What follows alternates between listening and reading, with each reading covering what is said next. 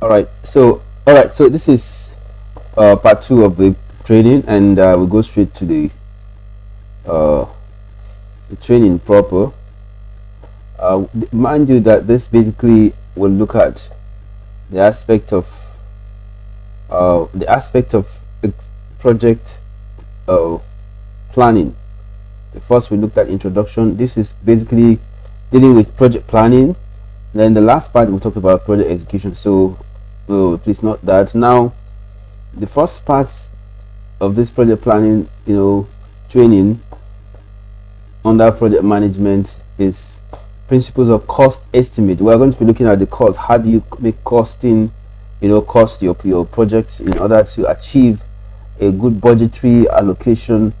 And then by way of introduction, we're going to look at the cost definition and principles with regards to direct cost, factory cost, fixed cost, indirect cost, standard labor cost, and overhead recovery. So by way of let me give us a breakdown.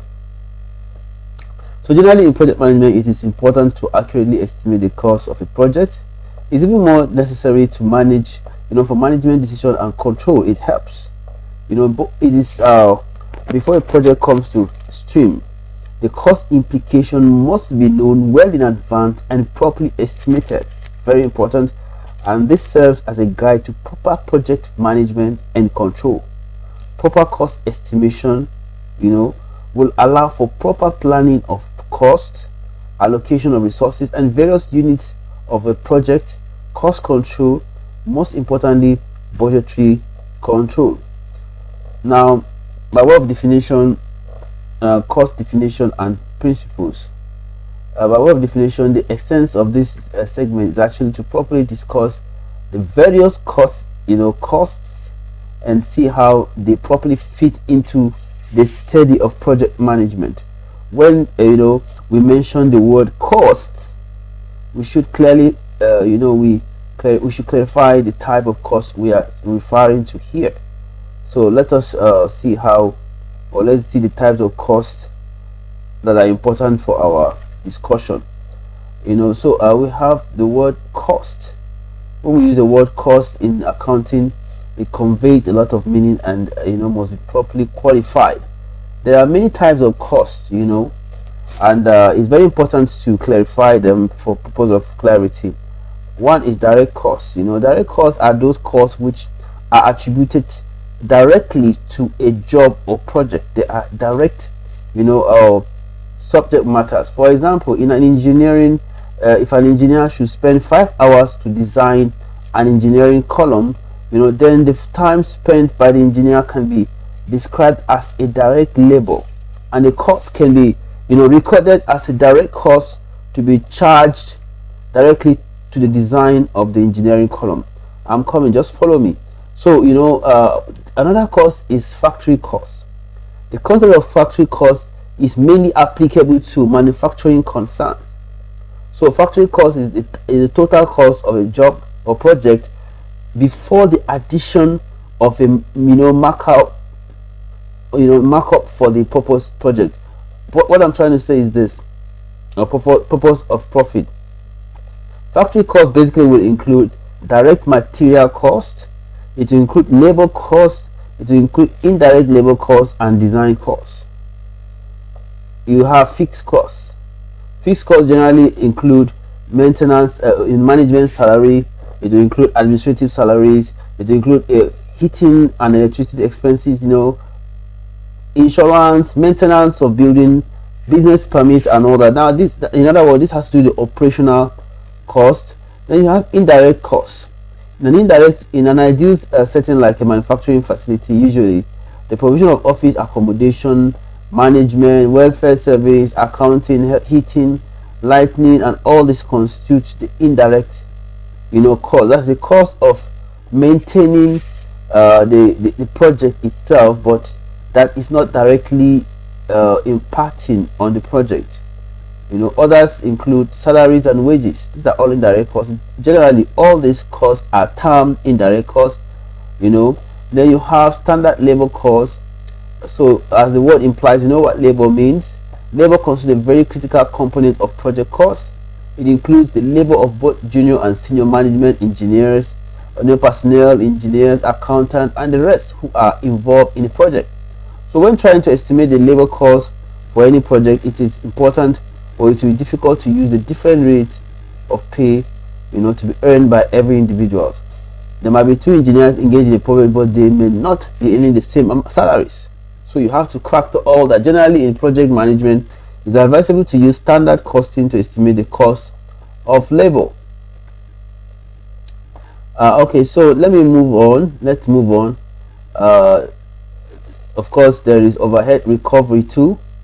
Actually, overhead recovery has to do with an amount to be added proportionate to the labor cost, usually a percentage to recover part of the company's direct cost. We're going to see how this are usually calculated. Work breakdown is another thing to consider. Consider a project to build a new university. Assuming you want to build a new university at Yala, which is 20 kilometers from Dallas, in the Dallas state capital. That is an hypothetical state. Even where we have defined the project as a new university, it will be very necessary to consider the total picture of the new university project. Follow me. The university project will include the following. 1. Access road. You must make estimate how much will it cost just to have an access road, and that's an indirect, more like a project that is not the main project, but access road is important. Administrative building. What about lecture halls or lecture theaters? What about clinics, laboratories, churches and mosques, student hostels, university teaching hospital complex, and all that? So breaking the total project into smaller units constitutes what is referred to as work breakdown. When you break it down into smaller units, it will help you to know how to deal with them one by one. The components, dealing with them individually will help in the overall, management of the project. It also helps in the costing generally of the project. So for instance, let's say a breakdown for a vegetable oil refinery plant. You have the land, you have the civil, you made all the budget. You have to estimate what each of the units or the components will cost. These are all sampled on how to calculate or how to make all this costing. Now,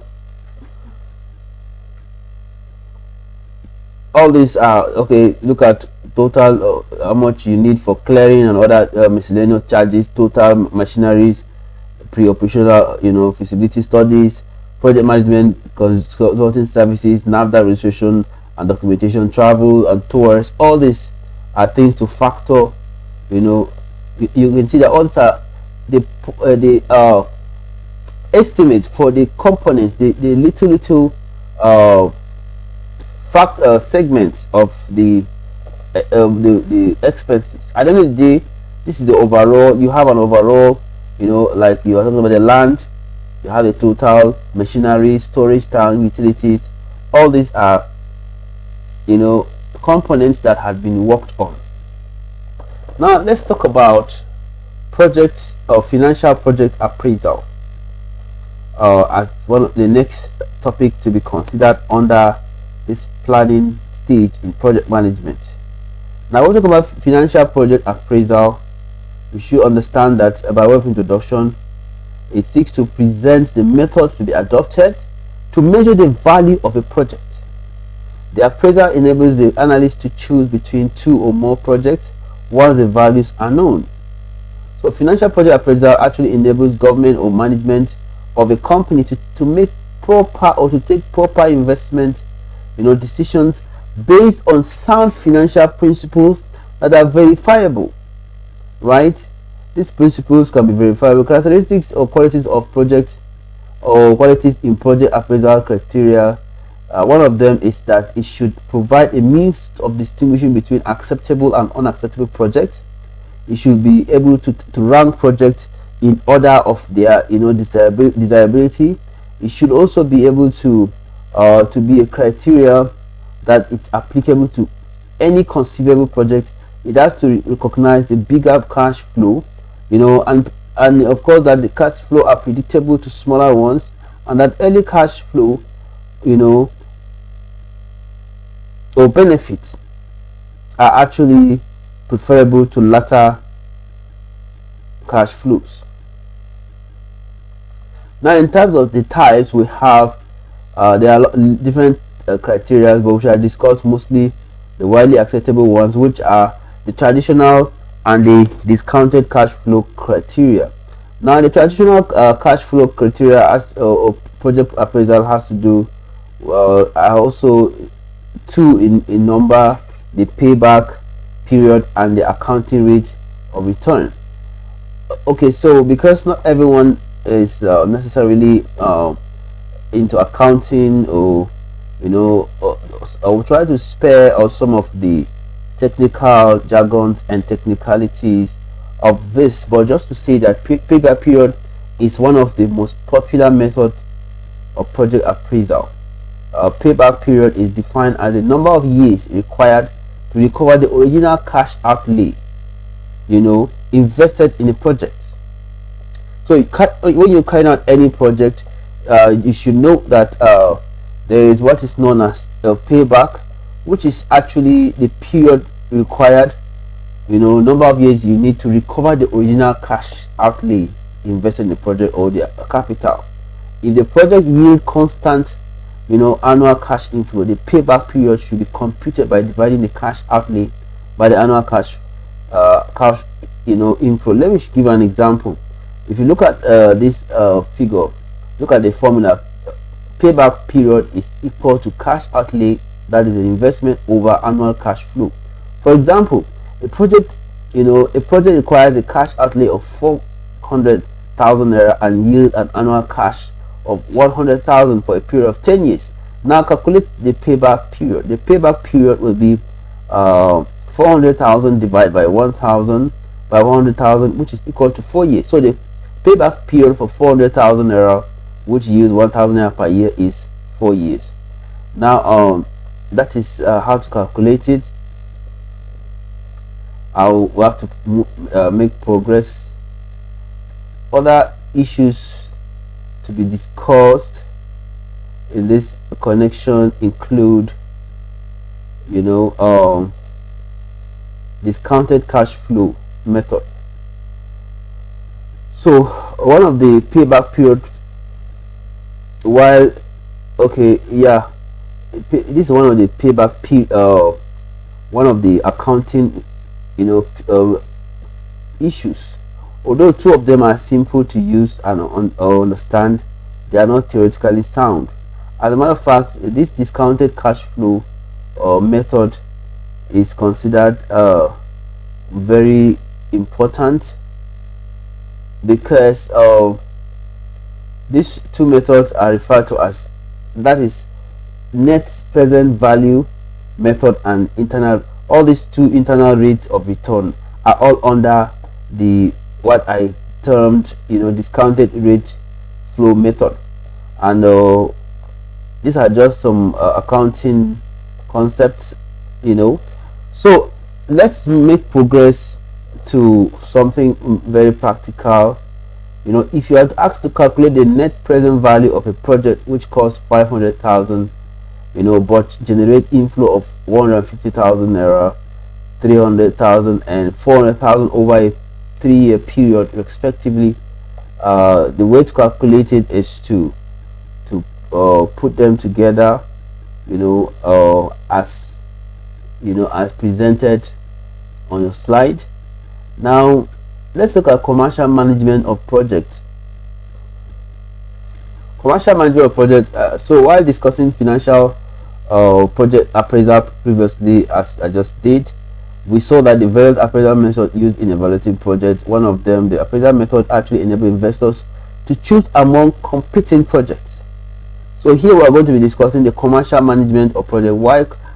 Because projects are actually commercially viable. They are commercial decisions, and so we have to see how they can be how they are meant to be managed commercially in a commercial manner. So commercial management of projects focuses attention on key areas such as sources, finances, sourcing finances for the project and the contracts, as well as the insurance. Now, how to source finances for the project, it's an important aspect of commercial management of project. And then the contracts, how to go into a contract of project execution, and then of course insurance, right? So sourcing finance for project is a very important aspect of project management decision, whether it is public or private project or sector project. The sources of finance must be properly identified. You want to go into a project, where is the source of finance? Where do you want to raise the money? How do you want to raise the money? How much, after having sat down to project your budget, to estimate your budget, to do all that, where do you intend to raise the money? So let's discuss the various types of finance that are available from the bank. One of the sources, of course, is bank. So one of them is bank loan. You explore the option of you have to explore the option of securing a bank loan. Banks normally grant loan to eligible business organizations to enable them undertake capital investment in sectors like agriculture, industry, and commerce. So if you are involved in any project that has to do with agriculture, industry, and commerce, then you should feel free to consider the option of getting a bank loan. Now, loans when granted are for specific reasons like purchase of manufacturing equipment, etc. Banks do not just give you for a grant just for of loan just for a blanket for it has to be for a specific reason, for a particular project and for a particular purchase. So loans are usually payable over a fixed period of time and at agreed interest rates. It's not free. It's not free loan. Loan is not loan usually has interest rate, and most banks will insist that the borrower provide collateral security when borrowing from them. So you must also have a collateral, something that the bank can fall back on if you default in payment. Another form of finance for the project from bank is bank overdraft. Now, bank overdrafts are advances, in most cases of organization for enhancing, of project capital. So, or that is working capital. Most organizations actually obtain bank overdraft and deploy them towards purchase of raw materials for manufacture of goods or to procure finished goods for the sale. Usually, bank overdrafts are for short periods of time, like for 1 year, so they are not long. Bank overdraft is different from loan. Loan might be longer, but bank overdrafts are just advances made and are for short periods, usually for 1 year. So in practice, overdrafts are renewable. So even though it's short, you can still renew it. So it's not necessarily that short. Then we have lease finance. From the word lease, you know that it has to do with something that is 2 years and above. So a lease is a contract whereby one party, the lessee, hires equipment from another party, the lessor, in a way that the lessee uses the equipment without purchasing. So a company, an organization, an NGO, or whatever it is interested in carrying out a project that requires equipment, heavy equipment. Now there's no money, or there's no need to, they don't intend to purchase the equipment. Let's say it's a tractor. A company or an organization that wants to embark on either road construction or want to embark on agricultural production, decide to hire a tractor, for instance, or a bulldozer. Instead of going to buy it, and it's expensive, and they can just simply lease it and use it, make all the payments, and of course when you're done, you return it. So in return, the lessee pays lease rentals, and at the end of the lease period may have the option to purchase the equipment. You may actually have the option to purchase the equipment, but at the time of use, you are basically just leasing it out to use it for that purpose, and you can return it. So lease finance is becoming more popular type of finance for firms that do not want to purchase equipment. So it's not for every project that you must purchase equipment. You can rent them. Borrowing from the Bank of Industry Limited. Another form of finance for project is to borrow from the Bank of Industry. The Bank of Industry actually helps to provide funds for industries, for organizations that intend to go into into projects. Now it simply provides financial assistance for the establishment of large, medium, and small scale projects. It also helps for the expansion, diversification, and modernization of existing enterprise, and also, of course, rehabilitation of ailing ones.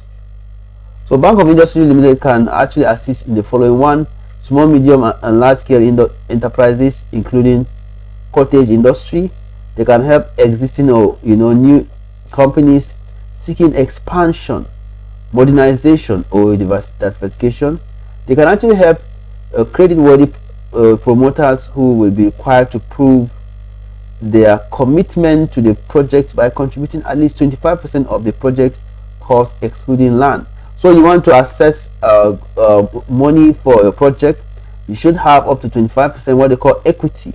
You need 100,000, for instance. You should have at least 25,000 naira on your own before going to get 75% of the money. You can't just go with zero account or zero budget. I mean zero hand until you want to get. They might not give you. Usually, most banks will expect an equity. So borrowers whose management capability, financial situation, including availability of collateral and guarantee, character and reputation are incontrovertible. That means the borrowers must have a clean state. They must not, have any disrepute for returning. In other words, when they borrow, they have the integrity to return.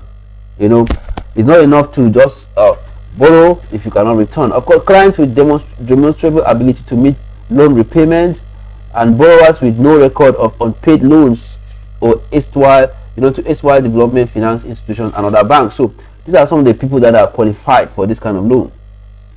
Now the SMEs also, another good source of finance is the small and medium enterprise equity investment scheme. This scheme is a good source of finance for small businesses because it is small and medium. So it is also a scheme under which small and medium enterprises receive special funding by way of equity investment by the bank. The investment by the bank enables them to grow and expand their businesses. Of course, it helps. One of the initiatives by the government, and it basically helps to promote rapid economic development, poverty alleviation, and empowerment, actually employment generation. Under the scheme, 10% of the profit before tax of all banks is set aside annually to be invested as equity investment in small, medium enterprises. So, to be eligible for this funding under the scheme, all those engaged in agribusinesses, information, that's ICT, those involved in manufacturing, education establishment. So you want to establish a university or a school, you can get this fund. You are involved in manufacturing, in services, in tourism and leisure, or solid minerals or construction, you can be eligible for this money. So the limitation under the scheme is that the investing bank must not take more than 40% equity investment in a small and medium scale. So you must not invest less than 40%. So you who is taking the money must have up to 40% of what you need. Other sources of finances are, of course, apart from all this I mentioned, there are other sources of finances which are a finance house, mortgage bank, and microfinance banks. Contracts. Let's talk about contracts. Now, in the process of carrying out any project, you may need to go into, but you have to go into some kind of contracts or agreements between various stakeholders in the project. Now, most projects involve contract between projects and other parties such as suppliers or landowners, right? So ordinarily, all contracts made by a project contractor and suppliers should be in writing or should be written and also properly drafted. Of course, the kind of contract that a project may execute will vary depending on the nature of the project in question and the third party concerned. But however, all contracts, for all contracts, several conditions must be satisfied for legally binding contract to exist. The following are some of the conditions. Now, I'm a lawyer. I do contracts. I do draft documents. I understand all these things. Please, contracts are very important. Now, one of the major characteristics of a valid contract is offer and acceptance. For any transaction or document to be termed a contract, there must be offer and acceptance. Somebody must make an offer and somebody must accept it. For example, a project contractor in entering a contract must state definitely his offer and state willingly, his willingness to contract on specified terms. The party dealing with the contractor has to properly accept the offer without qualification. So if for instance it is a construction, road construction, the contractor for instance it should offer, should say I'm constructing this road, so they should agree on the length of the road or the measurement, and agree on the amount and the time duration. Consideration is another factor to be considered. Consideration is the amount to be paid, the money, amount to be paid for the project. So in every contract there must be consideration. A contract must result in each party promising the other a valuable benefit.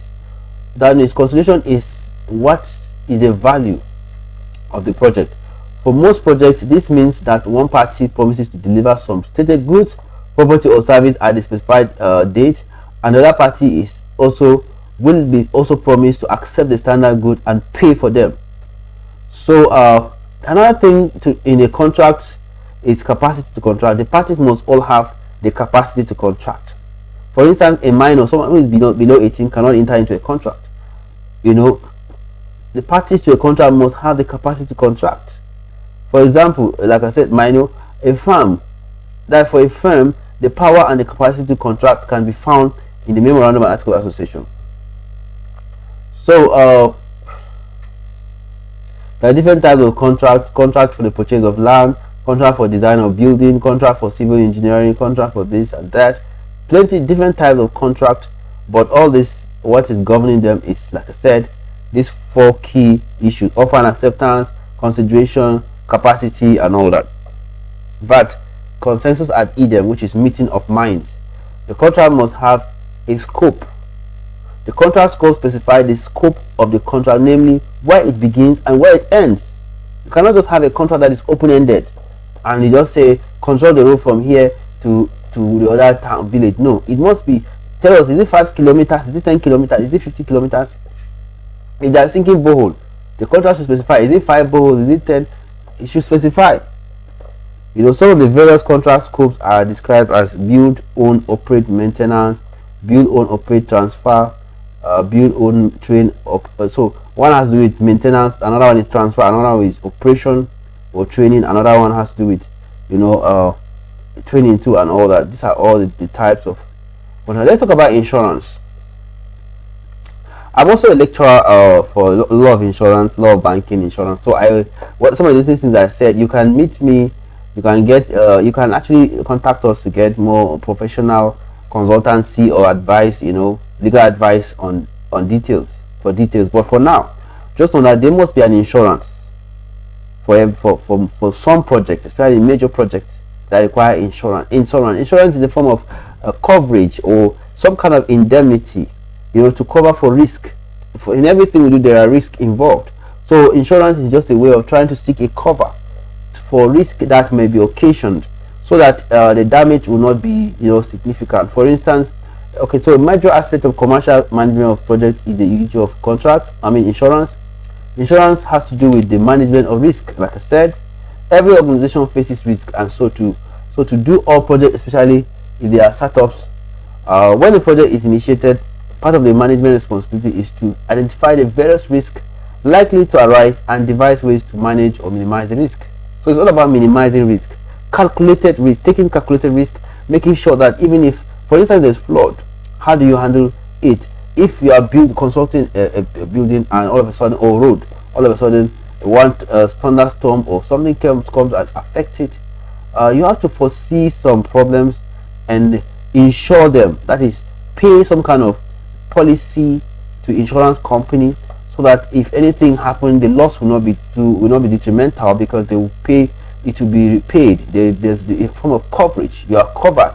They can replace those things. So in most cases, the priority for management is to ensure that all physical and commercial risks facing a project are reduced to the barest minimum. So let us discuss some of the risks identified and types of assurance or insurance that can apply, particularly with respect to projects and their management. Now, legal liabilities insurance is one of them.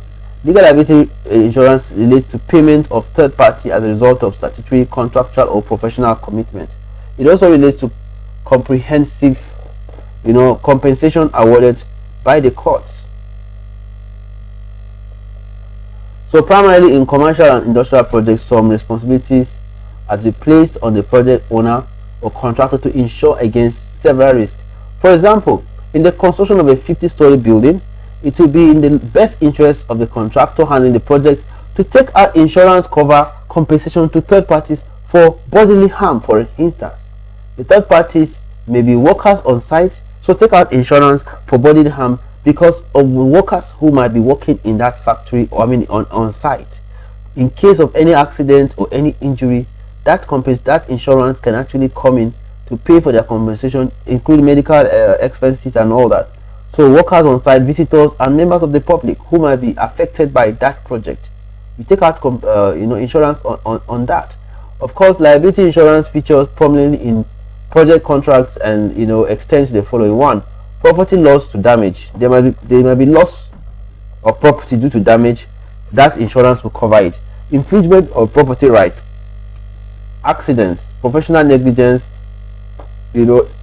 contract all risk insurance to protect risk against fire. There may be fire, there may be storm, there may be theft of materials right at site, and malicious damage. All this can be covered by insurance. Now, accident and sickness insurance is also another form. So that is all for insurance. You must insure against unforeseen circumstances so that the losses will not be too much. Now, project planning and scheduling is the next thing we're looking at. How do you plan project? How do you schedule projects before you execute them? How do you plan it?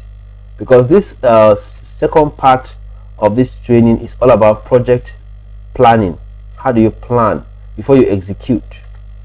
So generally, by way of introduction, all projects involve commitment of resources towards certain preset objective. In most cases, there is always a time frame or deadline for the implementation of the project. Therefore, there must be a plan of some sort if the envisaged project will be completed on time. Most projects are completed or complicated in nature and have to be properly planned. So, factors to consider, factors affecting project planning. A manager, when appointed, will realize that he is confronted with a number of factors within the and outside the organization which influence a project plan. These factors can be divided into external and internal factors. Now, for the internal factor, we have technical ability. It has to contain with technical ability of maybe the technicians or the equipment. Communication is another factor he has to contend with. Project planning and scheduling, resources, capacity, and organization. These are all things, internal factors he has to contend with. On the other hand, a project schedule is obtained by doing further work, on the project plan. The resources needed to execute the project or the plan must have been estimated and taken into account. Like we said, they must have been estimated, as we saw in the previous discussion. We can therefore describe a project schedule as a working document that results from matching the organization's available resources to the project plan. From the above, from all this, we can say that project plans and scheduling go hand in hand. They are usually linked or interconnected. So the planning time frame.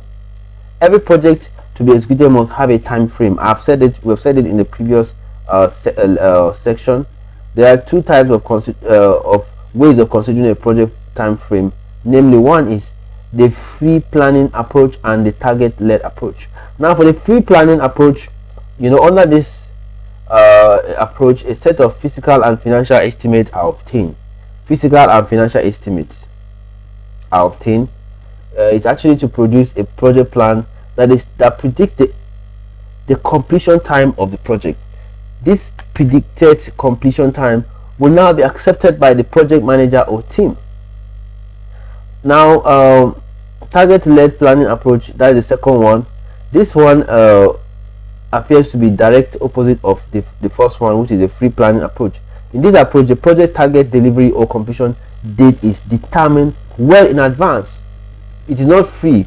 The time frame, the delivery period is for instance, you are constructing a road that is supposed to, let's say, let's say Nigeria democracy day in Nigeria is June 12th, and you are carrying out a project that is targeted at June 12th. Today is so ideally that project must be delivered before the June number 12, because that is the project is targeted at that event. So these are time bound projects, they are not free. With this, I have come to the end of this discussion, but let me end by saying that the project manager must work with the available resources to deliver at the delivery stage or delivery date. For example, if there's going to be a commissioning on 1st of June, like I was trying to explain, all the workers involved in the project will take 1st June as the target date for the project delivery and work to meet that deadline. So there's a deadline and everybody must be under pressure to deliver. That's why you see companies like Julius Berger are usually considered, when it comes to high powered, very important projects like road construction, building, and other form of construction in Nigeria. For instance, they are among the #1 construction companies that are taken very seriously when it comes to delivery dates, time frame, because they don't just work by the normal elements of the day and then for convenience. They work under pressure. They work without outside the box. So you can find them working both day and night. They have staff who work on shift, so they even provide alternative power source. So it could be road construction. While you are sleeping, their staff are working either on the ground or on the ground, and before you realize it, by the time you wake up in the next morning, the work has progressed significantly. So work always, unlike other companies, they are always top notch and their work is qualitative. So I'm not making an advertisement for Julius Berger, but their work speaks for them. Of course, they are also more expensive than every other. They are very expensive, but of course, because they can deliver. So it should be realized that target-led planning at times leads to project planners having to build overtime into the project just to ensure the completion. Just like what I said about Julius Berger, they have to work overtime just to meet the deadline, the target, deadline. So if project plans are made with full consideration of the organization's available resources, then the execution of the project will not encounter problem along the line. You will not encounter problem if the project is well planned for, with full consideration of the resources available. You already know the resources you have gone to scout for them and all that. Then the execution will become very simple. And of course, we are going to enter the execution of the project in the next part of this training. So that is like the tail end, that is like the culmination or the icing on the cake of this training. It's going to be very more interesting and more engaging as we delve into the execution or implementation part of this training. Thank you for following, and see you in the next session.